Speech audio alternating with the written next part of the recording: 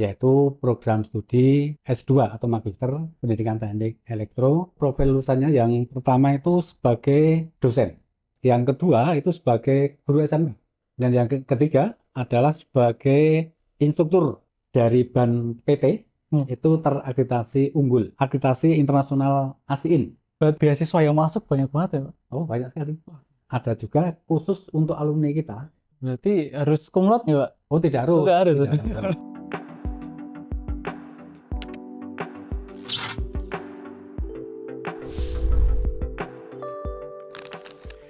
Assalamualaikum warahmatullahi wabarakatuh. Waalaikumsalam warahmatullahi wabarakatuh. Oke, baik teman-teman. Kembali lagi di podcast Elektro bersama saya Hanif Ahmad Amaluddin Fanani sebagai moderator pada podcast kali ini. Nah, di sini kita kedatangan tamu yang spesial banget nih, yaitu adalah Dr. Sukir MT sebagai koordinator program studi S2 Pendidikan Teknik Elektro FT UNI. Nah, bagaimana kabarnya Pak Sukir? Alhamdulillah sehat. Alhamdulillah. Oke, saya sudah lama banget nggak ketemu Pak Sukir, Pak. Saya itu terakhir diajar Pak Sukir semester 3-4 di mesin listrik kalau nggak salah. Iya, sudah lama ya. Sudah lama sekali. Ya, yang penting sehat. Alhamdulillah. Dulu hebat namanya Pak Sukir ini merupakan dosen yang luar biasa ya. Dulu saya belajar terkait mesin listrik sama beliau. Saya dulu tuh dapat apa? Saya lupa. Ini ya. Kita langsung ke pertanyaannya, Pak. Iya, Mas. Nah, di sini itu kita akan membahas mengenai S2 Pendidikan Teknik Elektro. Jadi itu mungkin saya pengen tahu, teman-teman juga mungkin pengen tahu gitu. S2 yang di elektro itu S2-nya apa sih, Pak? Oh ya. Jadi, Assalamualaikum warahmatullahi wabarakatuh. Waalaikumsalam warahmatullahi wabarakatuh. Terima kasih Mas Hanif atas waktu yang diberikan kepada saya, Mas Hanif, serta para pemirsa. Sebelumnya mohon izin memperkenalkan diri. Saya Dr. Sukir MT yang kebetulan diberi amanah sebagai koordinator program studi S2 Pendidikan Teknik Elektro Fakultas Teknik Universitas Negeri Yogyakarta. Nah, terkait dengan pertanyaan tadi bahwa di UNJ, khususnya di Departemen Pendidikan Teknik Elektro, itu ada jenjang pendidikan S2, yaitu program studi S2 atau Magister Pendidikan Teknik Elektro yang ada di bawah naungan Fakultas Teknik Universitas Negeri Yogyakarta. Nah, S2 di sini adalah S2 pendidikan. Jadi bukan teknik murni, tapi S2 pendidikan Oh, iya. teknik elektro. Oh, berarti yang untuk murninya belum ada gitu. Untuk murninya selama ini belum ada. Belum. Tapi ada rencana ke Tapi depan. ada rencana. Namun demikian, S2 pendidikan teknik elektro itu ya tidak murni pendidikan, tidak. Oh, Tetapi merupakan gabungan antara ilmu pendidikan dan ilmu teknik elektro murni. oke. Nah, nanti di kurikulum itu dibagi lah atau dikelompokkan ya. Ada mata kuliah kependidikan, ya kurang lebih 50%, dan mata kuliah teknik elektro murni 50%. Persen. Oh, berarti setengah-setengah gitu ya. Ya, kurang lebih seperti itu. Oh, iya. Lah kalau kira-kira di S2 ini kok profil lulusannya apa ya?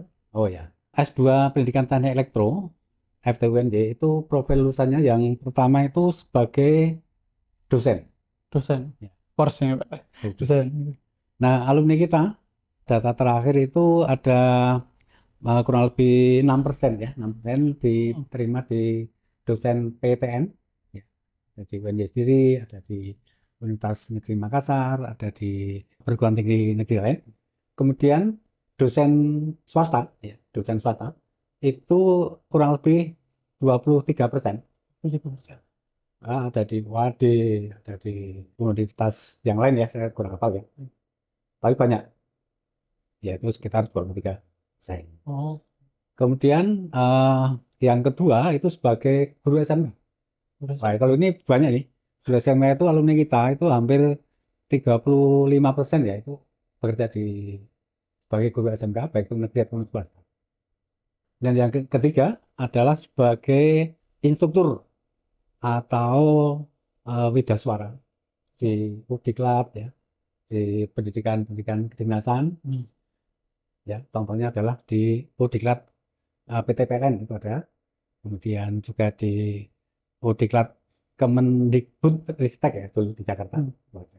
Alumni kita ada di sana kurang lebih ya, 3%-an lah. Persenan. Kemudian sebagai tim pengembang kurikulum, nah, ini di Pustekkum ya, Pusat Teknologi Kurikulum ya di Kemendikbud itu ada juga alumni kita. Kemudian yang tidak kalah penting adalah sebagai peneliti di bidang pendidikan teknik elektro.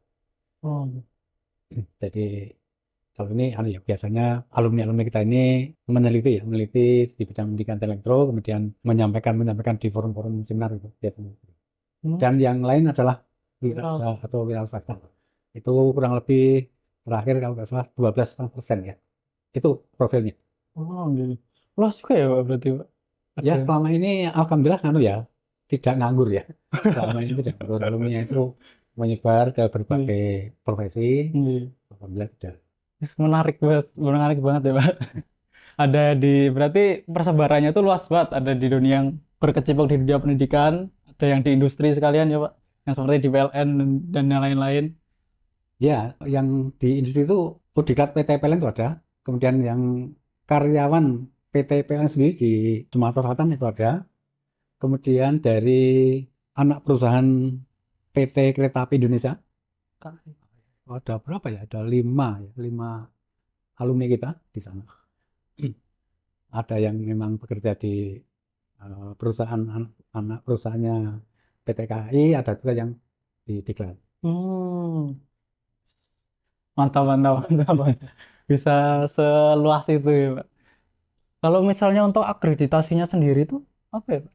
Oh ya, S2 Pendidikan Teknik Elektro FTUNJ dari BAN PT Hmm, itu terakreditasi unggul. unggul. Itu mulai bulan September tahun 1 sampai November 2026. Hmm. Jadi unggul.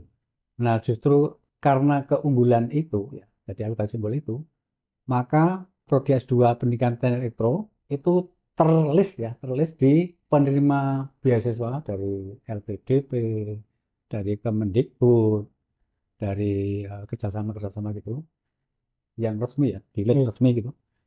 Sehingga setiap angkatan itu pasti ada mahasiswa yang dapat beasiswa dari LPDP, kemudian Indonesia Maju, Iya. pendidikan akademik, pendidikan vokasi yang dari Kemendikbud. Iya. Kemudian yang kedua, akreditasi internasional ASIIN In. itu berpusat di Jerman. Itu mulai bulan November tahun 2021 sampai dengan November tahun 2027. Jadi panjang itu. Dan inilah keunggulan dari S2 Pendidikan Elektro terakreditasi internasional. Dan luar biasanya itu anu ya, waktu kita mengajukan akreditasi internasional itu, begitu visitasi dan diadakan pemeriksaan-pemeriksaan gitu, akhirnya diputuskan terakreditasi full, penuh gitu. Oh, itu. Tidak mengulang. Kadang-kadang kan ada tuh lembaga yang harus diulang, harus Tinggi. memperbaiki, harus merevisi. Nah, kita enggak, kita langsung full diakui penuh, yaitu sampai tahun 2027. 27 gitu. Ya, masih lama nih Pak. Lama lah. Masih kita pemula ya, masih. Wih, 3 tahunan lah. Iya. Berarti beasiswa yang masuk banyak banget ya Pak. Oh, banyak sekali. Terakhir kita ini ya, terakhir ini yang dari beasiswa LPDP itu ada 1 orang ya. Indonesia Maju itu ada salah 1 orang juga. Kemudian dari beasiswa negara berkembang itu 1 orang, itu dari Sudan. Oh ya, para pemirsa, mahasiswa kita, mahasiswa S2 Pendidikan Teknik itu selain dari dalam negeri, itu juga dari luar negeri. Hmm. Ya, yang saat ini yang sedang aktif adalah yang dari Sudan, Dan namanya Mas Omer. Itu karena dapat beasiswa dari negara berkembang. Yang sebelumnya ada juga dari Turkmenistan dan ini juga ada juga. Selain beasiswa dari LPDP, Kemendikbud, ada juga dari Pemda ya. Ada juga khusus untuk alumni kita hmm. dari S1 Pendidikan Teknik Elektro, dari Pendidikan Teknik Mekatronika ya. Itu beasiswa namanya beasiswa alumni. Hmm. Nah, itu setiap masukan itu ada 2 orang yang mendapatkan beasiswa alumni, Oh, tetapi separuh ya, separuh, oh 50% jadi ya. Oh. 50%. Monggo alumni-alumni ya, S1 Pendidikan Elektro, S1 Pendidikan Teknik Mekatronika, seandainya berkenan masuk, nanti bisa mengajukan beasiswa separuh. Menarik banget ya. Ya. Mungkin teman-teman ini ada yang tertarik gitu untuk masuk S2 melalui jalur alumni, mungkin para apa namanya teman-teman yang S1 yang udah mau lulus terus tertarik apa masuk S2, kira-kira caranya untuk bisa dapat beasiswa alumni itu bagaimana? Oh ya. Teman-teman alumni ya, alumni S1 Pendidikan Teknik Elektro dan S1 Pendidikan Teknik Mekatronika yang ingin mendapatkan beasiswa separuh dari UNJ, caranya adalah mendaftar ya, mendaftar di Oh iya. pmp.unj.id, kemudian nanti mengikuti seleksi. Seleksi itu ada tes dan ada non tes ya. Kalau tes itu ya pakai CPT, teman. Kalau non tes itu hanya mengirimkan atau mengupload file-file yang diperlukan seperti itu, file TPA, jasa dan sebagainya itu. Nah, setelah itu nanti, setelah ada pengumuman diterima, kami selaku Korprodi akan meranking. Meranking, ditinjau dari pertama, IPK-nya, kedua, tes masuknya tadi ya, nilai tes masuk. Kemudian yang ketiga adalah semacam pengalaman ataupun apa ya, eh, prestasi gitu loh. Misalnya pengalaman lomba robot, Hmm. prestasi apa ini. Itu yang nanti sebagai acuan untuk menseleksi teman-teman alumni. Iya. Oh, iya. Berarti harus kumlot nggak, Pak? Oh, tidak harus, Nggak harus. tidak harus kumpul teman-teman, tidak harus. Bahkan sekitar 2 tahun ini karena yang daftar itu relatif kurang ya, Iya. tanpa seleksi. Jadi dua langsung diterima, Wah. langsung diusulkan beasiswa. Karena yang daftar hanya 2 orang. Kalau Oh. yang daftar lebih dari 2 orang ya terpaksa. Hmm. Kalau tidak ada 2 orang ya otomatis tanpa seleksi. Apa selektif? Wah. Jadi tidak harus kumpul. Tuh dengar-dengar teman-teman. Wow, bisa. Berarti saya itu juga bisa masuk berarti. Sangat bisa. Sangat bisa ya. Jadi mari mari ya teman-teman gunakan kesempatan ini, ada beasiswa dari UNJ untuk alumni. Hmm. Oke. Tuh, dengar teman-teman. Jadi itu kesempatan untuk mendapatkan beasiswa alumni itu sangat besar. Sangat mudah diakses. Melalui website tinggal mendaftar, terus tinggal apa namanya, melengkapi administrasi dan lain-lain. Wah, langsung jadi mahasiswa S2 dengan beasiswa ya, Pak. Menarik banget. Nah, itu apa namanya untuk beasiswa. Nah, itu kan tadi kan beasiswa alumni nggak, Pak? Kalau untuk beasiswa yang lain seperti LPDP dan lain-lain itu bagaimana, Pak? Oh ya, kalau beasiswa dari LPDP, Kemendikbud, Mitra dan sebagainya itu ada aturan sendiri dari penyelenggara beasiswa. Jadi LPDP ya ada ketentuannya, biasanya ya itu di website itu ada kan, mengirim apa, daftar seperti apa, tapi memang harus mendaftar dulu di UNJ, Iya. di S2 Pendidikan Mikro, nanti seleksi, terus lolos, adanya yang namanya keterangan diterima ya, atau LWA gitu. Nah, itu sebagai acuan untuk nanti bisa mendaftar di beasiswa penyelenggara itu, di LPDP, di Kemendikbud, dan sebagainya. Jadi memang harus ada pendaftaran dulu. Pendaftaran dulu. Ya, dulu. Atau kadang-kadang, anu ya, tergantung juga masa pendaftarannya di LPDP ataupun di Kemendikbud ya.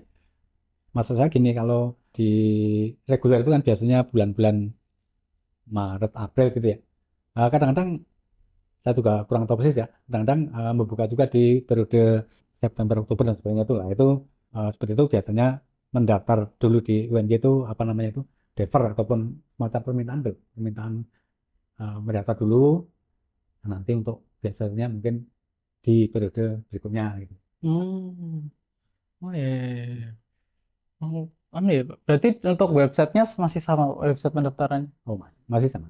Oh iya. Berarti websitenya di apa namanya? Nama websitenya tadi apa? Oh ya, jadi kalau tergantung penyelenggaranya ya. Kalau Oh, LPDP ada website LPDP, oh berarti. Oh kalau iya. Indonesia Maju ada website sendiri ya. Gitu. Hmm.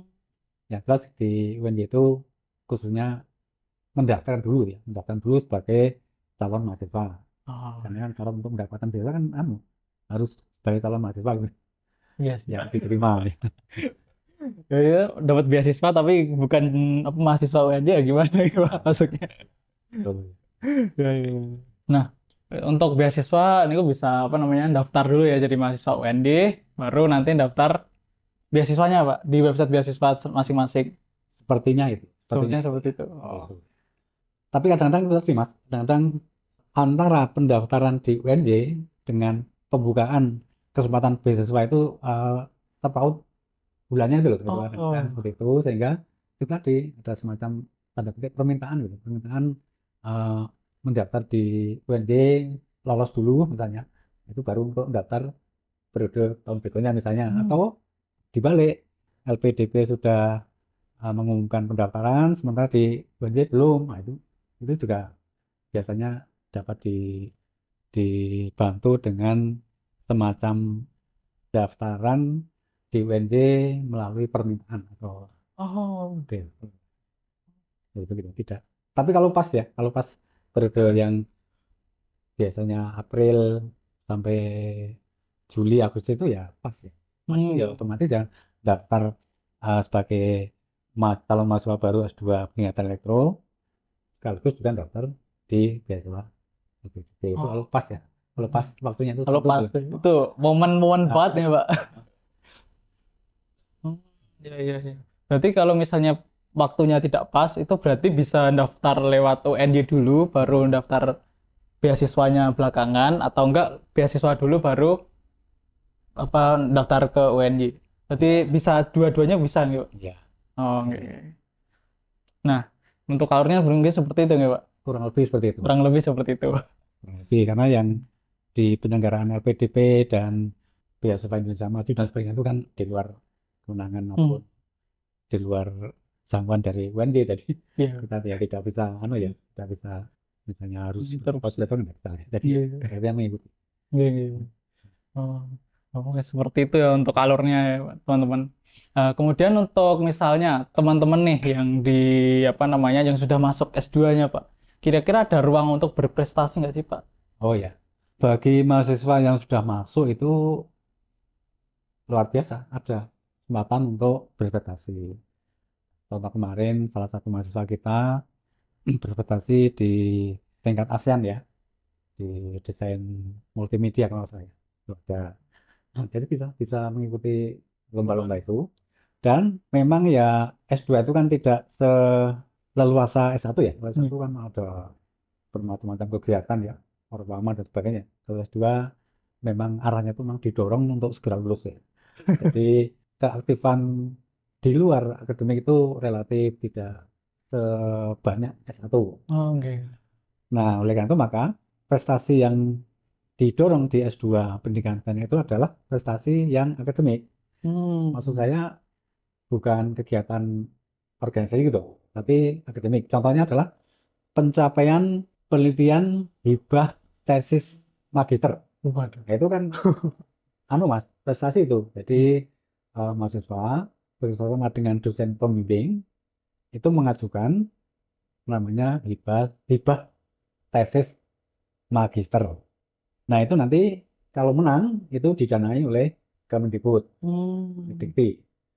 Nah, alhamdulillah ya, kita itu sudah 3 tahun ini berturut-turut. Tahun 2022 itu 2 orang ya, 2 orang mahasiswa yang diterima. Dan salah satu bimbingan saya, Mas Dino itu membuat proposal, saya sebagai pembimbing ya, kemudian diajukan ke Dikti, lolos, lolos pendanaan. Yang kedua bimbingannya Browning ya. Kemudian tahun 2023, 2 orang juga, 2 orang mahasiswa kita juga berhasil memenangkan hibah tesis magister. Oh, Nah, yang tahun ini 2024 satu orang nih, oh, atas nama Hafiz Akbar ya. oh, Mas Hafiz Nah, Akbar. ya itu bimbingannya Bu Nurni. Hmm. Nah, itu merupakan prestasi ya, prestasi ke arah akademik menurut saya, bukan organisasi ya, akademik. Dan itu luar biasa sangat membantu. Jadi begitu dapat hibah tesis magister itu didanai oleh Dikti ya, khusus untuk mendanai penelitian itu, penelitian tesis ya, maka dijamin ya semester itu selesai, selesai tesisnya. Nah, jadi Hmm. cepet banget itu. Bimbingan saya itu hanya 3 semester ya, karena ya itu tadi mendapatkan hibah tesis magister, kemudian penelitiannya itu tentang pengembangan Trainer Kit Conveyor ya. Dananya ya langsung untuk membuat Trainer Kit itu, terus operasional penelitian selesai kan ditarget ya. Jadi itu kan menarget bulan Oktober itu harus selesai. Terpaksa toh, namanya proyek itu harus ada deadline-nya. Mahasiswa harus terpaksa. Terpaksa itu malah ada gunanya, yaitu menjadi cepat. Selesai penelitian, kemudian secara administrasi juga sudah selesai. Nah, tinggal nanti tesisnya. Tesisnya itu ya, kalau Oktober selesai kan nulisnya itu paling sebulan ya. November selesai. Terus ujian. Akhirnya ya tadi, Dino ya pimpinan saya itu hanya 3 semester Master. lulus ya. Nah, itu karena dapat hibah tesis. Itu prestasi-prestasi yang saya diraih oleh mahasiswa S2 pendidikan teknik. Hibah tesis magister nggak? Itu Iya. caranya untuk dapat kesempatan untuk mendapatkan hibah tesis magister itu gimana? Oh ya, pada umumnya Kemendikbud itu melalui DRPMDikti ya, itu mengumumkan penelitian-penelitian ke universitas-universitas ya, di seluruh Indonesia sekitar bulan Maret. Nah, kemudian biasanya dosen pembimbing itu akan menginformasikan ya ke mahasiswa-mahasiswa, dan saya selaku kaprodi itu selalu mengejar-ngejar, ayo teman-teman mahasiswa, mengajukan proposal, terima tidak terima, mengajukan.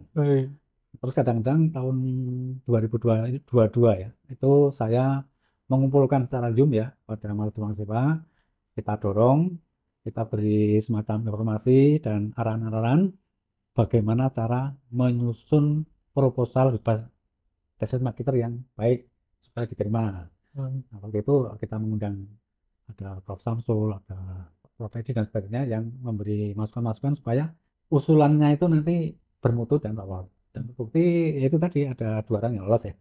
Memang tidak semuanya lolos, tapi alhamdulillah 2 orang lolos. Jadi memang kita menunggu jadwal dari Kemendikbud, kapan mengajukan usulan penelitian hibah tesis itu, kemudian dosen pembimbing dan korprodi terutama ya, itu nanti akan memberitahukan ke mahasiswa, dan mahasiswa nanti akan menyusun proposalnya itu bersama-sama dengan dosen pembimbing. Nanti yang mengupload dosen pembimbing, tetapi ya memang apa ya, hak dan kewajiban itu memang melekat di mahasiswa mengerjakan untuk tesisnya itu. Lalu biayanya cukup lumayan loh Mas. Kalau di tahun 2022 itu sampai 50 juta. Tapi 2023 itu turun 30 juta. 2024 30 juta. Turun. Ya, jadi ya menurut saya luar biasa tuh. 30 juta itu untuk operasional ya murah. Kelebihan. Lebihan. Kelebihan. Berarti bisa untuk biaya anu ya Pak, apa namanya? Biaya penelitian sama operasional misalnya apa transportasi dan lain-lain mungkin Ya, betul. Bisa untuk menunjang yang lain. menunjang yang lain. Wah, menarik sekali. Ada program-programnya banyak gitu Pak, Oh, berarti banyak. di S2 ini. Banyak. Selain hibah tesis magister juga ada program-program misalnya kunjungan industri, itu ada juga program percepatan pengerjaan tesis. Nah, jadi misalnya ya kunjungan industri itu kan anu ya tiap tahun ya. Itu yang kemarin-kemarin ya kita ajak di PLTB Bayu, Pantai Baru, Bantul. Oh, iya mantap. Terus ada juga ke industri yang lain. Kalau program-program yang lain seperti seminar-seminar nasional dan seminar-seminar internasional itu ya kita dorong ya, supaya ikut aktif. Serta percepatan pengerjaan tesis itu kan Mas, kita dorong juga. Jadi mahasiswa terutama yang sudah semester 5 ya ke atas itu kita kumpulkan ya, melalui Zoom biasanya. Kemudian kita identifikasi kesulitannya, nah, kemudian kita jadwal bimbingan terstruktur ya. Jadi pembimbing, mahasiswa, setelah tahu tadi data-data hambatannya apa gitu, maka kita jadwal bimbingan terstruktur. Nah, itu mendorong mahasiswa semangat. Kemudian juga nanti pada akhir semester itu ya biasanya lumayan yang ujian. Itu program-program yang boleh dibilang ya mempercepat proses penyelesaian tesis. Karena memang anu Mas, tanda petik penyakit ya.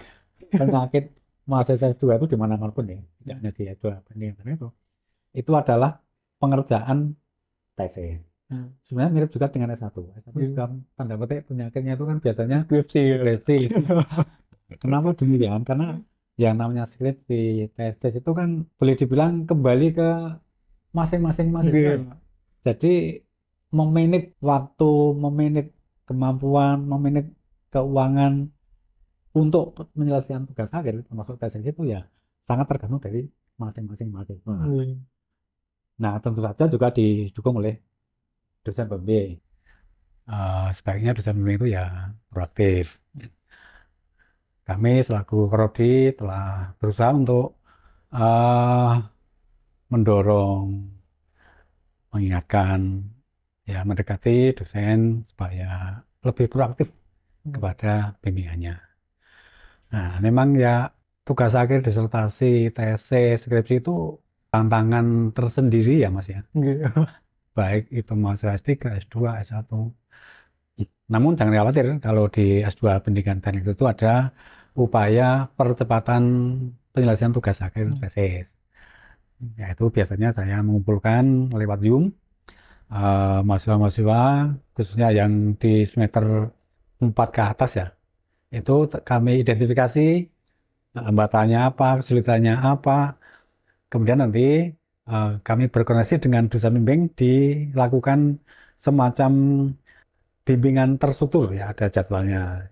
Nah, harapannya nanti di akhir semester itu bisa selesai. Gitu. Memang ya dari dulu udah jadi tantangan akademik, Pak. Dari dulu untuk menyelesaikan tugas akhir. Soalnya itu benar-benar dari diri sendiri kan, Pak. Dari diri sendiri gimana caranya mahasiswa itu manage waktu dan lain-lain. Ya mungkin di Zoom itu lebih ke motivasi atau bagaimana, Pak? Dalam mendorongnya. Ya, di Zoom itu biasanya pertama memang saya identifikasi masing-masing ya, saya tanyai kesulitannya itu apa toh, hambatannya apa toh, kemudian kira-kira seandainya dilakukan treatment itu seperti apa supaya bisa lancar kembali. Oh, Tapi selain itu ya saya itu selalu memberikan motivasi, memberikan gambaran, memberikan pelajaran-pelajaran hidup ya, seperti bagaimana kita itu harus eksis di bidang pendidikan, bagaimana memberikan masa depan, bagaimana kita nanti setelah lulus seperti apa itu kan merupakan motivasi dari siswa untuk dibangkitkan ya. iya. Sehingga nanti harapannya itu ya motivasinya bangkit, tesis bisa dikerjakan dengan Lancar baik ya, ya. Pak. Memang beda sih SMA sama kuliah nih, Pak. Oh beda. SMA, SMK itu kan biasanya timingnya itu sudah pasti ya. Iya. Katakanlah misalnya ujian bulan April, ya sudah begitu ujian selesai lulus. Apalagi sekarang kan kecenderungannya anu ya, tidak ada yang tidak lulus ataupun tidak ada yang tidak naik ya. Iya. Jadi wis pasti April ujian selesai lulus. Nah, kalau S1, S2, S3 itu ya tidak menjamin ya April atau September atau Juli lulus tidak menjamin karena memang ada tugas akhir kalau S1 ya skripsi, S2 itu tesis, S3 disertasi yang merupakan tugas akhir bagi seorang mahasiswa. Syaratnya, syarat Syarat. paling besar. Nah, itulah maka tantangannya kembali ke mahasiswa tadi. Kalau mahasiswa itu bisa memanage dengan baik masalah waktu, tenaga, pikiran, dana, motivasi, nah biasanya ya akan lancar-lancar aja. Tapi kalau nggak bisa memanage itu ya molor-molor. Tapi sekali lagi untuk yang S2P Elektro itu, anu ya, saya selaku Prodi ya tidak inti-intinya itu ya mendorong atau memantau bagi mahasiswa yang misalnya agak agak kok kurang termotivasi ya kita dorong supaya bisa segera bangkit kembali motivasinya untuk menyelesaikan tesis. Nah, begitu. Untuk program-program di S2 itu kira-kira apa program unggulannya apa sih? Oh ya, jadi unggulan di perguruan tinggi khususnya di UNJ, lebih khusus lagi di Prodi S2 Pendidikan Teknik itu adalah adanya kemampuan di bidang pendidikan dan di bidang keteknikan elektro. Di bidang pendidikan itu ada mata kuliah yang diset untuk mengikuti ilmu pendidikan di era sekarang ya, di era abad 21 atau di era 4.0 ya. Di bidang teknik juga demikian. Bidang teknik di Prodi S2 PT Elektro itu ada 5 peminatan ya, itu yang menjadi unggulan. Jadi peminatan yang pertama adalah ketenaga listrikan atau power lah ya. Kemudian yang kedua itu adalah peminatan elektronika cerdas, termasuk teknik kendali, mekatronika, dan sebagainya. Kemudian peminatan sistem komputer, kemudian peminatan telekomunikasi, dan yang terakhir adalah peminatan pendidikan modern, semacam modul, semacam digitalisasi pendidikan. Oh, Gitu ya. berarti nggak cuma bagian pendidikannya aja, Pak? Oh ya, tidak. Jadi baik pendidikan maupun non pendidikan itu ada semacam dorongan sehingga menjadi unggulan gitu. Gitu. Jadi untuk pas pendaftar di pertama itu nanti langsung milih konsentrasi tersebut atau kapan, Pak? Untuk Oh ya, untuk pemilihan konsentrasi itu ada di semester 2. semester 2. Semester 1 masih semester bersama ya. Nah, nanti semester 2 itu biasanya mahasiswa akan diberi kesempatan untuk memilih kelima konsentrasi. Nah, namun demikian di Prodi S2 Petrek itu juga mempertimbangkan tanda petik kelayakan ya. Nanti kalau yang memilih hanya 1 atau hanya 2 itu tidak terselenggara, terpaksa digabung ya. Nah, yang pasti ya, pasti selalu terlaksana adalah konsentrasi power atau ketenagalistrikan dan konsentrasi elektronika cerdas atau mekatronika itu pasti. Karena kan apa ya, jumlahnya itu pasti banyak itu. Tapi yang bangsanya komputer, kemudian telekomunikasi, kemudian pendidikan modern atau elektronik pendidikan itu ya pengalaman yang sudah ada itu kok yang daftar hanya 1 atau 2 sehingga tidak terlaksana. Malah jarang nih, Pak. Iya, malah jarang. Kalau yang untuk mendaftar itu misalnya pengen masuk konsentrasi itu tuh harus ada minimal kelasnya berarti. Iya, ada. Jadi UNJ itu menerapkan sebenarnya setiap konsentrasi itu diikuti oleh 10 mahasiswa. Istilahnya break even point-nya atau kelayakannya tersenggaranya itu loh.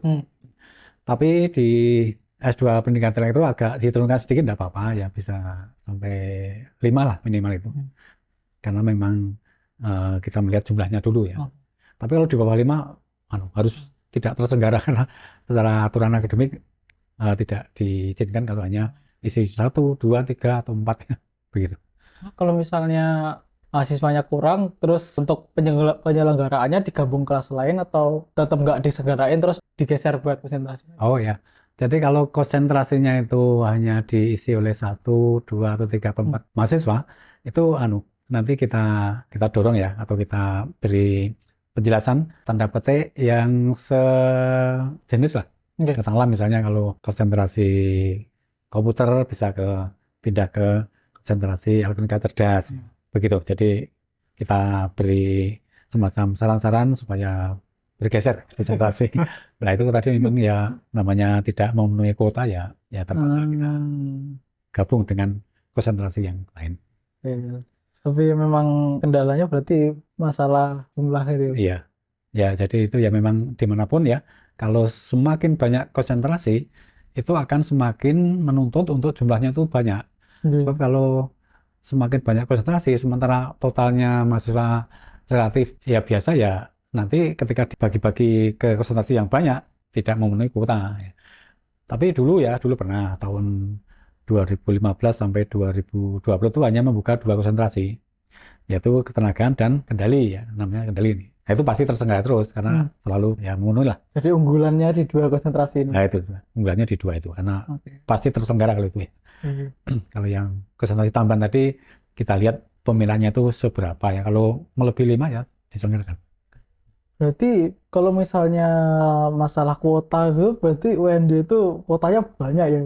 Kalau misalnya bisa sampai buka 5 konsentrasi itu berarti kuota penerimaan mahasiswa S2 berarti banyak banget.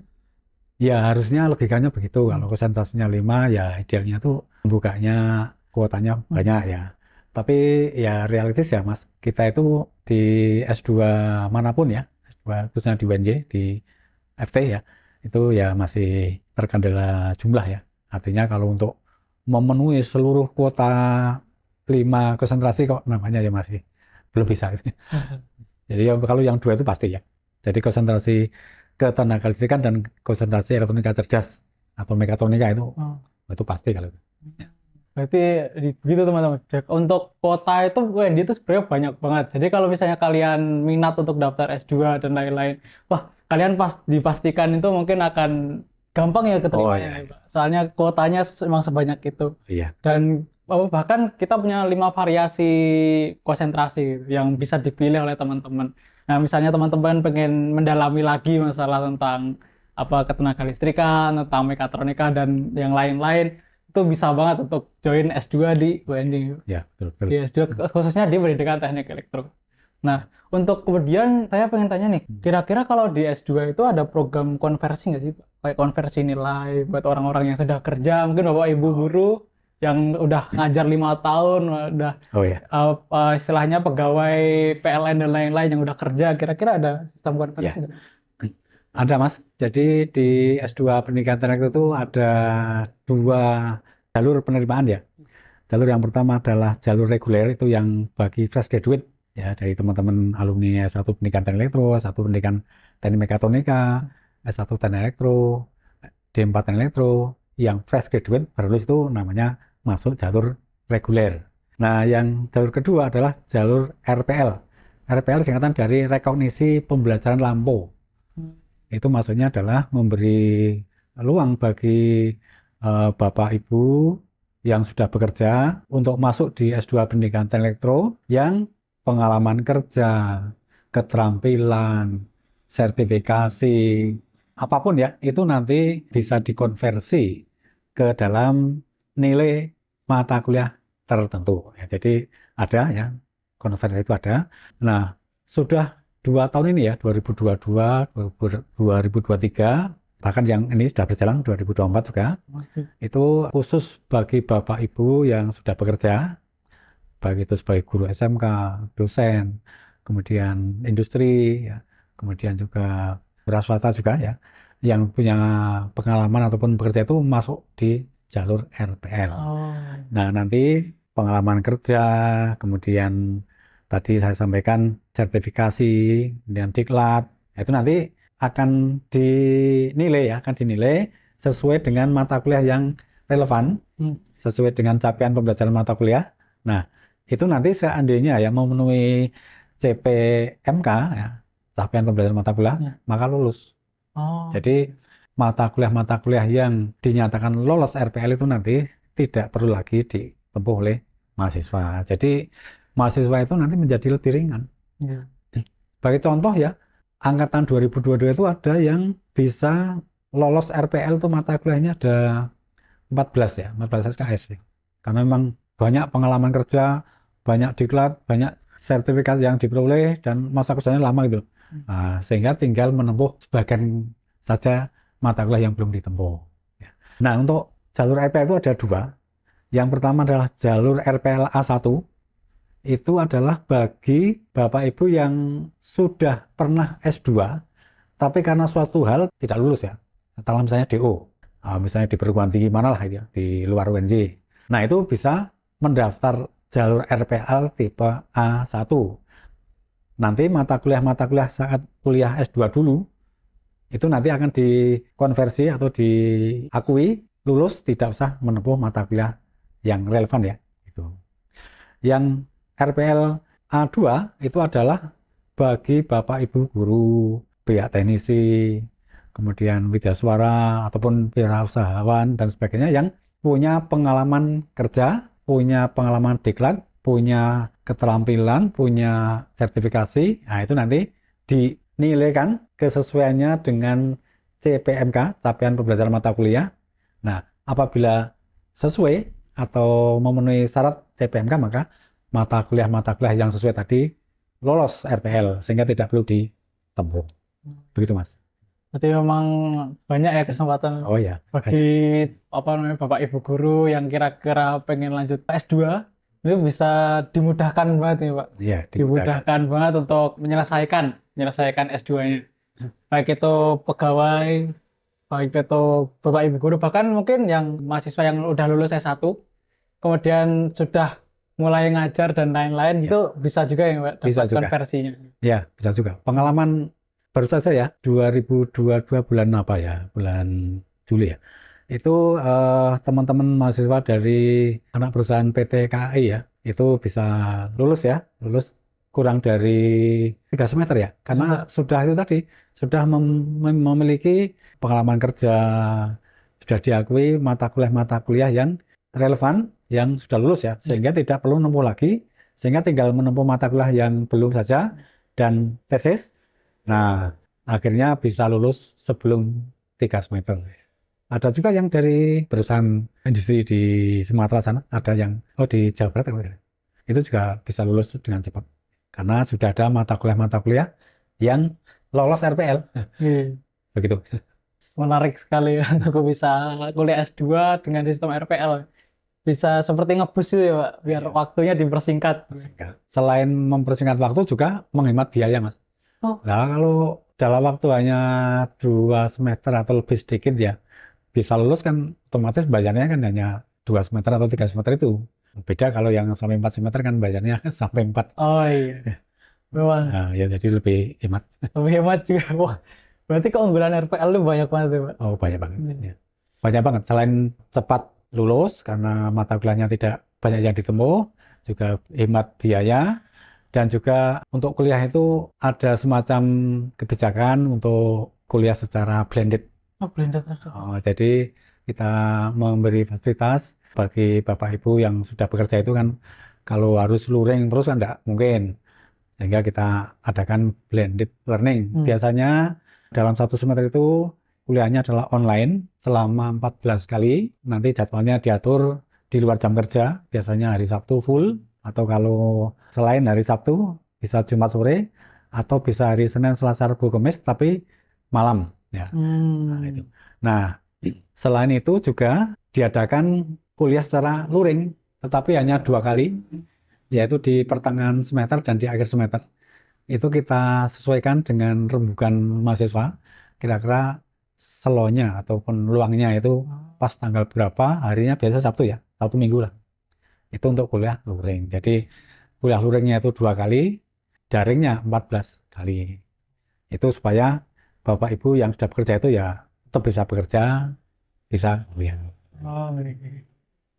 Lalu untuk sistem kuliahnya itu memang apa yang untuk daringnya itu untuk RPL saja atau yang reguler juga dapat kuliah daring? Nah, selama ini dengan mempertimbangkan keefektifan pembelajaran yang reguler, kita gabungkan dengan yang RTL. Jadi reguler pun ya masih blended ya. 14 kali online, 2 kali luring. Ya.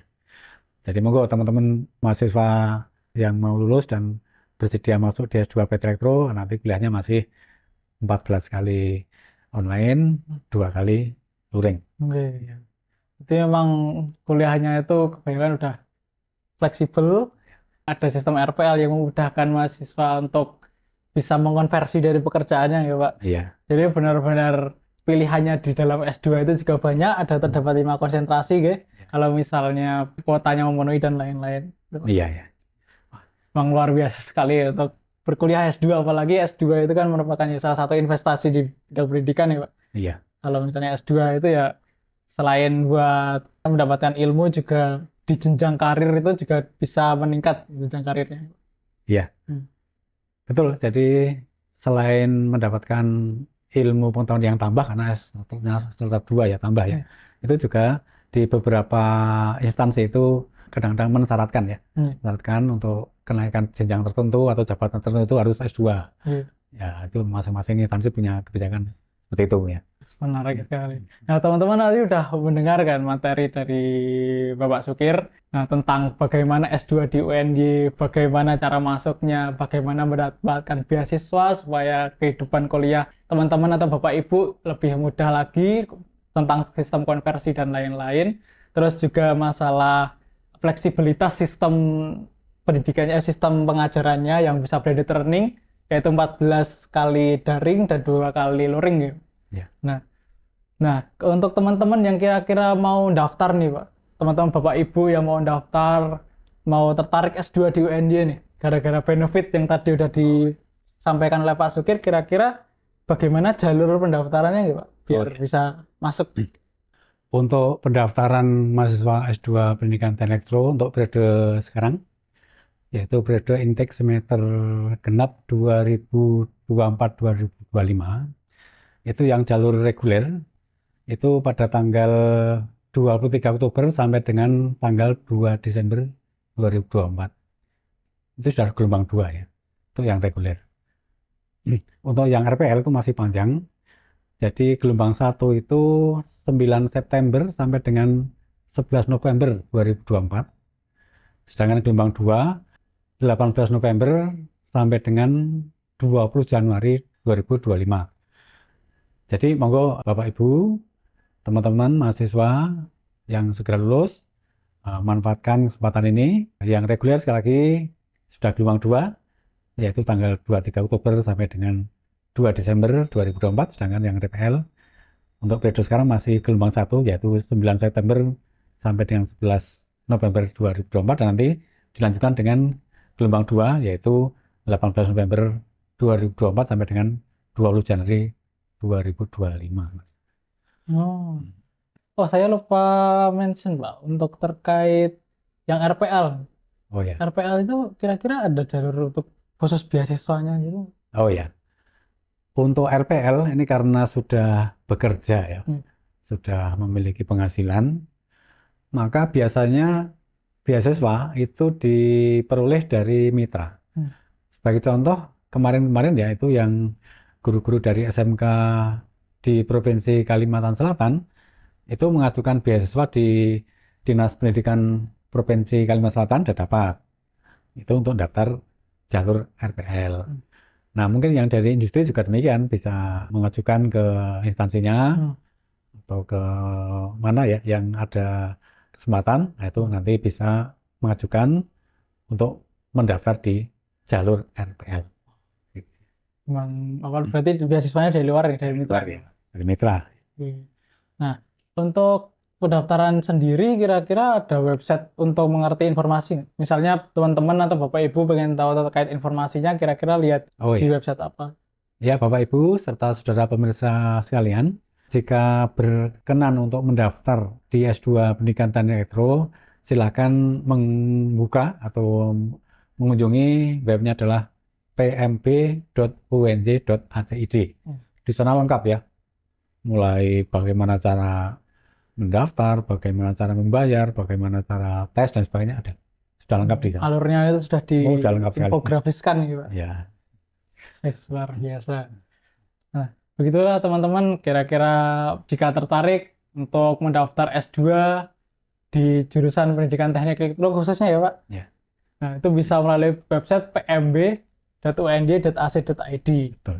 Bisa dilihat di situ juga terdapat jalurnya, di alurnya udah lengkap nih Pak.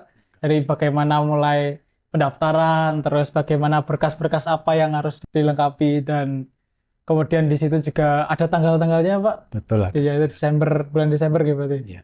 Dan lain-lain. Kira-kira untuk di website tersebut kan ada pemberkasan tadi. Nah, kira-kira berkas yang dilengkapin itu berkasnya apa aja ya? Oh ya. Jadi nanti kan Bapak Ibu sekiranya berkenan mendaftar itu kan ada pilihan seleksi ya. Selain jalur tadi reguler dan RPL, di dalamnya itu ada pilihan. Kecuali kalau RPL memang khusus hanya tanpa tes ya, hanya mengupload file-file yang diperlukan ya. Tapi kalau yang reguler itu ada pilihan lain, yaitu selain tes CBT ya, CBT itu juga bisa CBT di tempat tinggal, artinya di domisili, bisa CBT di UNJ, bisa.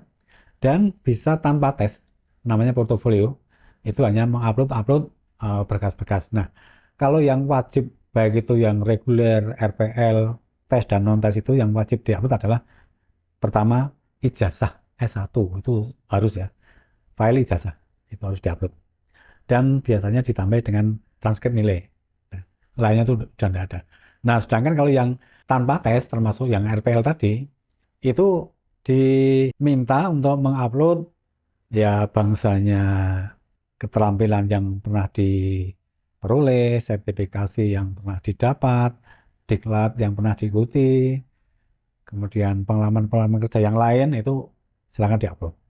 Dan juga yang tidak kalah pentingnya adalah seandainya sudah punya ya, itu adalah nilai TOEFL ataupun bahasa Inggris bentuk lain ya. Tidak harus TOEFL ya. Itu bisa diupload dan juga tes potensi akademik atau TPA. Seandainya sudah ada gitu loh, itu bisa diupload.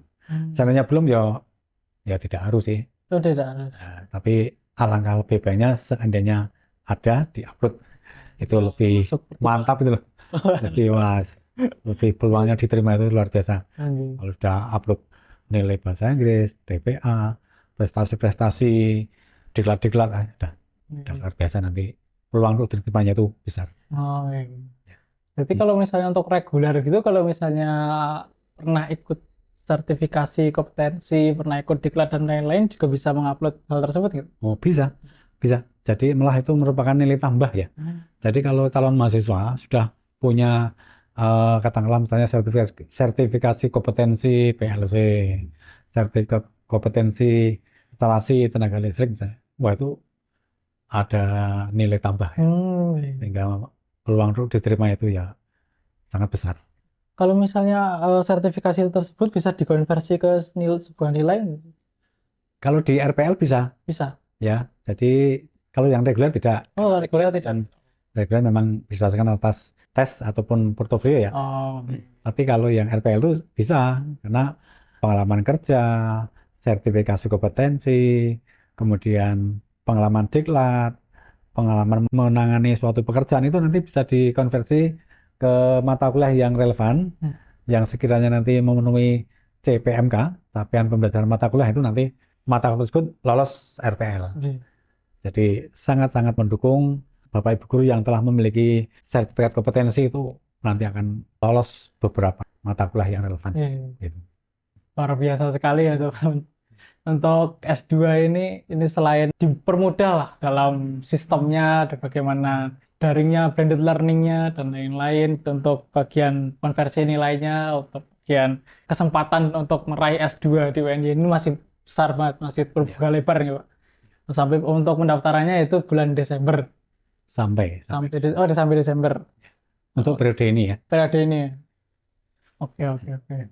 Ya, mungkin seperti itu teman-teman untuk pengetahuan tentang S2 di UNJ khususnya di pendidikan teknik elektro. Pendidikan teknik elektro ya, Pak. Nah, seperti itu. Nah, mungkin jika teman-teman kira-kira ada pertanyaan, kira-kira pengen, gimana nih, aku punya pertanyaan, cuma belum bisa bertanya ke bagian administrasi UND atau seperti itu, bisa komen di bawah teman-teman, bisa di kolom komentar. Nanti dari tim podcast akan mencoba menghubungi Pak Sukir, nanti mencoba memberikan solusi untuk pertanyaan tersebut, seperti itu.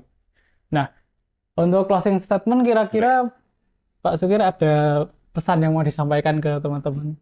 Ya, terima kasih Mas Hanif. Bapak Ibu, Mas-mas, Mbak-mbak peserta podcast ini, monggo kami tunggu sekiranya Bapak Ibu berkenan untuk bergabung sebagai mahasiswa S2 Pendidikan Teknik Elektro FT UNJ, baik itu melalui jalur reguler, RPL, karena pendidikan S2 itu merupakan investasi masa depan. Jadi karena investasi masa depan, maka bisa menentukan juga masa depan, karir, pekerjaan, dan sebagainya. Mari kita tunggu Bapak Ibu, saudara-saudara sekalian, untuk bisa bergabung di Prodi S2 Pendidikan Teknik Elektro FT UNY. Terima kasih Mas David. Siap, siap. Nah, itu teman-teman. Jangan lupa daftar S2 untuk websitenya sendiri. Ingat pmb.unj.ac.id. Oke, mungkin cukup segitu aja Pak Sukir. Terima kasih atas waktunya. Jika saya ada salah kata perbuatan, ya mohon maaf ya teman-teman. Pak Sukir, saya tutup podcast pada siang hari ini. Assalamualaikum warahmatullahi wabarakatuh. Waalaikumsalam warahmatullahi wabarakatuh. Terima kasih. Siapa?